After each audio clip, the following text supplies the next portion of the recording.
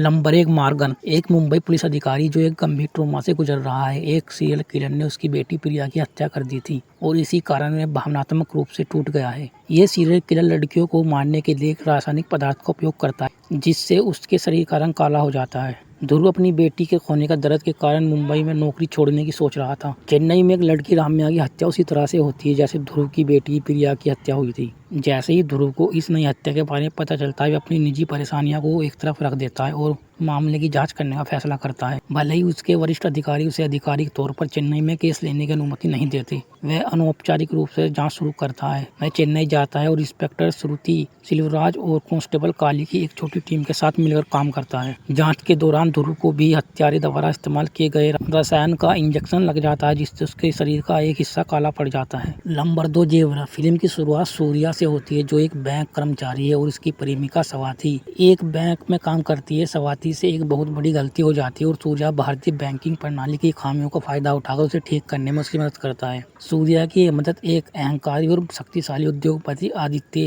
आदि देवराज की नजर में आ जाती है। आदि सूर्या को 4 दिनों में 5 करोड़ का भुगतान करने की धमकी देता है जिससे सूर्या एक जानलेवा स्थिति में फंस जाता है। सूर्या को न केवल अपनी जान बचानी है बल्कि उसे इस घोटाले की परतों और पेचीदगियों से भी जूझना पड़ता है। फिल्म में उसे अपनी बेगुनाही साबित करने के लिए खुद को आदि के चुंगल से निकालने के लिए हर संभव प्रयास करना पड़ता है। फिल्म में एक केंद्रीय विषय भाग्य बहादुरों का साथ देता है जो सोच समझकर जोखिम उठाते हैं और जीवन के दांव खेलने को दर्शाता है। सूर्या को इस मुश्किल दौर से निकलने के लिए इन जोखिमों का सामना करना पड़ता है। फिल्म के अंत तक सूर्या को इस जटिल स्थिति से बाहर निकलने के लिए रास्ता खोजना होता है। वह ये भी देखता है कि इस पूरे संघर्ष के पीछे एक गहरा मकसद छिपा है जिससे उसे और आदि के बीच एक बड़ी चुनौती का सामना करना पड़ता है।